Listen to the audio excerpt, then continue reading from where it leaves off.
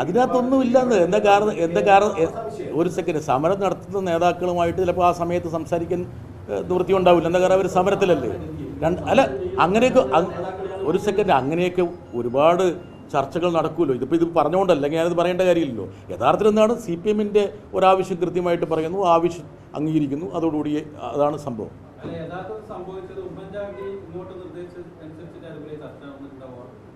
ഏത്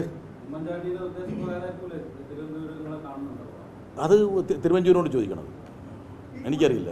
എനിക്കറിയാത്ത കാര്യങ്ങളെക്കുറിച്ച് ഞാൻ എന്തെങ്ങനെ പറയും.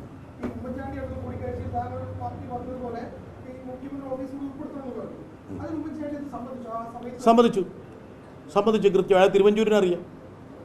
അത് മാത്രമല്ല, പിന്നീട് അദ്ദേഹം ഏത് വാക്കുകളിലാണത് പത്രക്കാരോട് അത് എക്സ്പ്രസ് ചെയ്തതെന്ന് എനിക്കറിയില്ല. പക്ഷേ പിന്നീട് അത് പ്രാബല്യത്തിൽ വരികയും ചെയ്തു. അത് നമുക്കെല്ലാം അറിയാവുന്ന കാര്യമല്ലേ. അതുകൊണ്ടല്ലേ ഉമ്മൻചാണ്ടിയെ വിളിച്ചിട്ട് ജസ്റ്റിസ് ശിവരാജൻ മൊഴിയെടുത്തത്. അല്ലെങ്കിൽ അദ്ദേഹം സമ്മതിച്ചില്ലായിരുന്നെങ്കിൽ അതിലേക്ക് വരുമായിരുന്നു. ഞാൻ CPM നേതൃത്വത്തെയാണ് ഇങ്ങനെയുള്ള ഈ കാര്യങ്ങൾ കൃത്യമായിട്ട് ഇതൊക്കെയാണ് അവർ പറയുന്നതെന്ന് ബോധ്യപ്പെടുത്തി. അത്ര.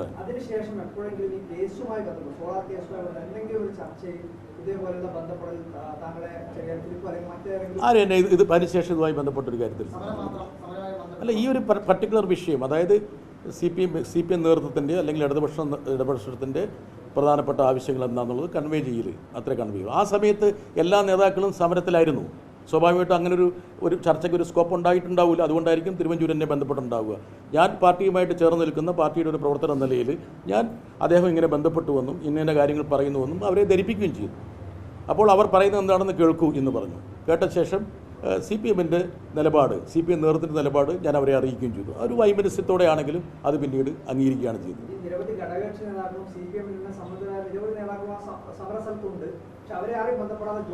ഞാൻ വീണ്ടും പറഞ്ഞല്ലോ, അവർ സമരരംഗത്തുള്ളത് കൊണ്ടായിരിക്കും അദ്ദേഹം എന്നെ വിളിച്ചതെന്ന്. അല്ല, അതിപ്പോൾ അദ്ദേഹത്തോട് ചോദിക്കേണ്ട ചോദ്യങ്ങൾ. അദ്ദേഹം തിരുവഞ്ചൂർ എന്തിനാണ് ജോൺ ബ്രിട്ടാസിനെ വിളിച്ചതെന്നുള്ള എന്നോട് ചോദിച്ചിട്ട് കാര്യമുണ്ട്. ആ തിരുവഞ്ചൂരിനോട് ചോദിക്കുമ്പം തിരുവഞ്ചൂരിൻ്റെ ടെലിഫോൺ നമ്പർ വേണം, തരാം. ഞാൻ ചോദിച്ചു. ഏത്? ഞാൻ സംസാരിച്ചിട്ടില്ല. ഞാൻ ഇതുവരെ സംസാരിച്ചിട്ടില്ല. തിരുവഞ്ചൂരുമായിട്ടൊന്നും സംസാരിച്ചിട്ടില്ല. അതായത് ജോൺ മുണ്ടക്കൈ ഇങ്ങനെ ഒരു പുസ്തകം എഴുതുന്നു എന്ന് പറഞ്ഞ് അറിഞ്ഞപ്പോൾ ഞാനിങ്ങനെ അദ്ദേഹത്തിൻ്റെ സുഹൃത്തിനോട് പറഞ്ഞു, ഇല്ലാത്ത കാര്യമൊന്നും എഴുതി വെക്കരുത് കേട്ടോ എന്ന് മാത്രം പറഞ്ഞു. ഇത് ബോംബാണോ എനിക്കറിയില്ല. അപ്പം ബോംബ് എന്തായിരിക്കും? അപ്പം ഇതിനാണോ ബോംബെന്ന് പറയുന്നത്? അല്ല, അതൊക്കെ അവർ എഴുതുന്നവർക്കല്ലേ. എന്താ കാരണം, ഞാനിപ്പോൾ അദ്ദേഹത്തിൻ്റെ എഴുതാനുള്ള അവകാശത്തെ ചോദ്യം ചെയ്യുന്നില്ല. അതൊക്കെ അവർ ചിന്തിക്കേണ്ട കാര്യമാണ്. എന്തിന്? എൻ്റെ അടുത്ത സുഹൃത്തില്ലേ ജോൺ മുണ്ടക്കയം, അദ്ദേഹം ഒരു പുസ്തകം എഴുതി അത് നന്നായിട്ട് വിറ്റ് നിങ്ങളെപ്പോലുള്ള ആൾക്കാരൊക്കെ അത് വായിക്കും. അത് വായിക്കാൻ പ്രേരിപ്പിക്കുന്ന രീതിയിലുള്ള ഘടകങ്ങളിനകത്തൊക്കെ ചേരുന്നത് നല്ലതല്ലേ. അദ്ദേഹത്തിന് ഞാൻ എല്ലാവിധ ആശംസകളും ഞാൻ നേരുകയാണ്.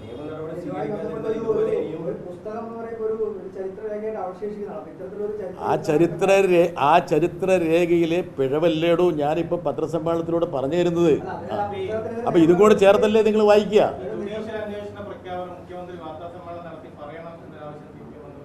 ഓഫ് കോഴ്സ് പരസ്യമായി പ്രഖ്യാപിക്കണമെന്നുണ്ടായിരുന്നു. അല്ലാതെ പിന്നീട് പരിഗണിക്കാമെന്നുള്ളതല്ല. പരസ്യമായി പ്രഖ്യാപിക്കണം. പരസ്യമായി പ്രഖ്യാപിച്ച ശേഷമാണ് ഈ സമരം പിൻവലിക്കുന്നത് സംബന്ധിച്ചുള്ള തീരുമാനം പ്രഖ്യാപിക്കുന്നത്. അതൊക്കെ നിങ്ങൾക്കതൊരു കാര്യം ചെയ്താൽ മതി. ആ 2013 ഓഗസ്റ്റിലെ സംഭവവികാസങ്ങളൊന്ന് പരിശോധിച്ച് നോക്കിയാൽ നിങ്ങളുടെ ചോദ്യങ്ങളിൽ പലതും ഒഴിവാക്കാൻ പറ്റും. സർ, അതല്ലേ ഞാൻ നിങ്ങളോട് വീണ്ടും പറഞ്ഞത്. യഥാർത്ഥത്തിൽ സംഭവിച്ചത് എന്താണെന്നുള്ള കാര്യം നിങ്ങളുടെ മുമ്പിലുണ്ട്. അദ്ദേഹത്തിൻ്റെ ഒരു വാക്കാണോ യഥാർത്ഥത്തിൽ സംഭവിച്ചതാണോ കൂടുതൽ പ്രസക്തിയുള്ളത്? ഇപ്പോൾ അവർ അതൊക്കെ ഒന്നാമത്തെ കാര്യം, നിങ്ങളുടെ ഞെട്ടലില്ലായ്മയ്ക്കൊന്നും മറുപടി പറയാനുള്ള ഒരു ബാധ്യത എനിക്കില്ലല്ലോ. നിങ്ങൾ ഞെട്ടുകയോ ഞെട്ടാതിരിക്കുകയോ ചെയ്യേ, അത് കുഴപ്പമില്ല. ഓക്കെ.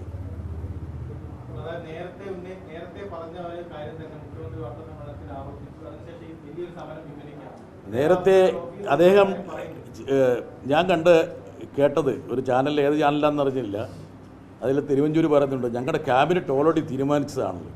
ക്യാബിനറ്റ് ഓൾറെഡി തീരുമാനിച്ചാണെങ്കിൽ പിന്നെ മുഖ്യമന്ത്രിയുടെ പരസ്യ പ്രഖ്യാപനത്തിന് ശേഷം 2 ദിവസം കഴിഞ്ഞ് ക്യാബിനറ്റ് എന്തിനാണ് ഈ തീരുമാനം നേരത്തെ എടുത്ത തീരുമാനമല്ലേ? ഇതൊക്കെ യഥാർത്ഥത്തിൽ ഉണ്ടല്ലോ, ചരിത്രത്തിൻ്റെ ഭാഗമല്ലേ.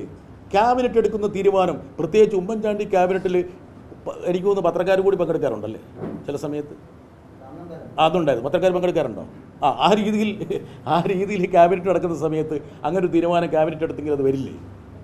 അങ്ങനെ എടുത്തിട്ടുണ്ടെങ്കിൽ പിന്നീട് എന്തിനാണ് അദ്ദേഹത്തിൻ്റെ പരസ്യ പ്രഖ്യാപനത്തിന് ശേഷം 2 ദിവസം കഴിഞ്ഞ്, എനിക്ക് തോന്നുന്നു 16-ാം തീയതി, ഇത് 13-ാം തീയതിയാണ് അദ്ദേഹം പരസ്യമായി രാവിലെ പ്രഖ്യാപിക്കുന്നത്. 16-ാം തീയതി എന്തിനാണ് ക്യാബിനറ്റ് ഈ പറഞ്ഞ പോലെ സോളാറിൽ ജുഡീഷ്യൽ അന്വേഷണം പ്രഖ്യാപിക്കാനുള്ള തീരുമാനമെടുത്തത്? നേരത്തെ പ്രഖ്യാപിച്ചിട്ടുണ്ടെങ്കിൽ ഇതൊക്കെ നിങ്ങളൊന്ന് പരിശോധിച്ച് നോക്ക്. പത്രപ്രവർത്തകരല്ലേ, ചെറുപ്പക്കാരല്ലേ, ഒന്ന് ഹോംവർക്ക് ചെയ്യേ. ഏത് അന്വേഷണവും എങ്ങനെ അന്വേഷണമൊക്കെ അബ്സ്ട്രാക്റ്റായിട്ട് പറയും. ഒരു തീരുമാനം സ്പഷ്ടമായിട്ട് വ്യക്തമായിട്ടല്ലേ പറയേണ്ടത്, അല്ലേ? ഉദാഹരണം പറഞ്ഞാൽ ഇപ്പം കർഷക സമരം നടക്കുന്നു, നിങ്ങളുടെ എല്ലാ പ്രശ്നങ്ങളും ഞങ്ങൾ പരിശോധിക്കും എന്ന് ബ്ലാങ്കറ്റായിട്ട് പറഞ്ഞാൽ മതിയോ? അതുകൊണ്ടല്ലേ ഇപ്പോഴും വീണ്ടും കർഷക സമരം നടന്നുകൊണ്ടിരിക്കുന്നത്. അപ്പോൾ ഇതിൽ കൃത്യമായ സ്പഷ്ടമായ വ്യക്തമായ കോൺക്രീറ്റ് ആയിട്ടുള്ള നിലപാട് അദ്ദേഹം പത്രസമ്മേളനത്തിൽ പ്രഖ്യാപിക്കണം. അദ്ദേഹം സ്വാഭാവികമായിട്ടും അന്നല്ലേ UDF നേതാക്കളുമായിട്ട് അദ്ദേഹം കൂടിക്കാഴ്ച നടത്തിയിട്ട് ഈ തീരുമാനം എടുത്തത്. അതിന് മുമ്പ് എടുത്തോ? യഥാർത്ഥത്തിൽ മുഖ്യമന്ത്രി ജുഡീഷ്യൽ അന്വേഷണം പ്രഖ്യാപിക്കുന്ന എപ്പോഴാണ്? ഈ സമരം തുടങ്ങിയ ശേഷമല്ലേ? തീർച്ചയായിട്ടും അറിയാം. അല്ല, അത് CPM നേതൃത്വത്തോട് ചോദിക്കേണ്ട കാര്യമില്ല. അത് അന്നത്തെ CPM-ൻ്റെ സംസ്ഥാന സെക്രട്ടറിയോട് ചോദിക്കണം.